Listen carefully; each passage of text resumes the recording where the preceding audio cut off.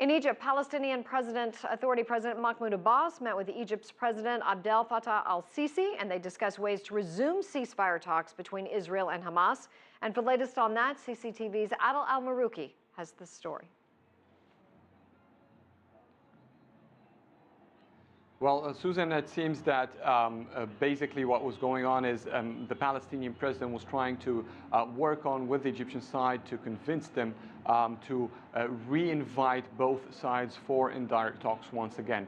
It came after the Palestinian delegation said it will not return to Cairo unless they get a response from Cairo to which mediates with Israel to get the Israeli response on their demands. And after this statement, it seems that the Palestinian president came to just try to move around this announcement and try to find another way. And after his meeting with President Abdel-Fattah al-Sisi, he said that Egypt will send invitations to all sides once again for another round of talks.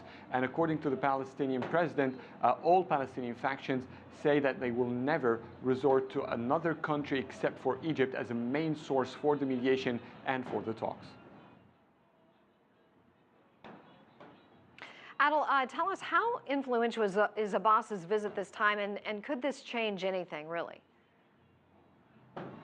Well, basically, there is a big doubt about what Abbas can actually change, particularly that the fight is mainly between Hamas and Israel. And Hamas has been forced about 6 or 7 years in a very bad terms with Fatah. They're trying to mend these ties, but actually we're seeing that the differences are trying to appear actually particularly in this attack.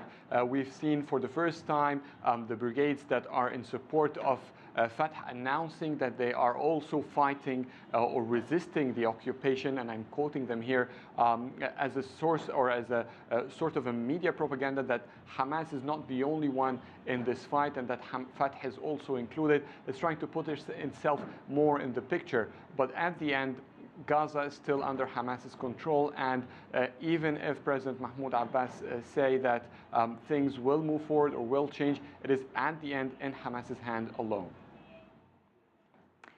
And do you know when they'll actually be coming back to the table again? I mean, we've seen a series of these meetings, and we're still at square one.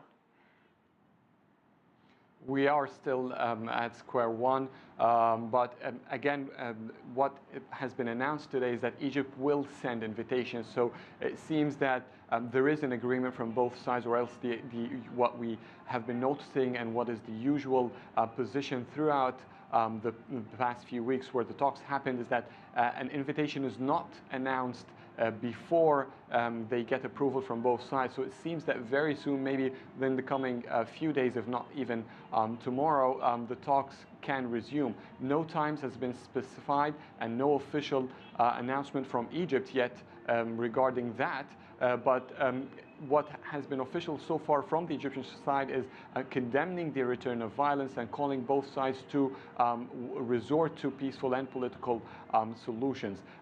We know that half of the Palestinian delegation is already here.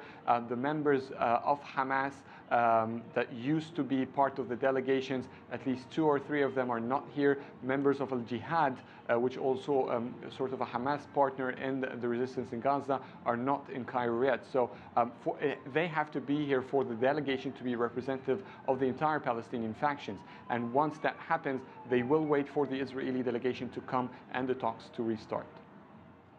Adel reporting from Cairo. Thank you.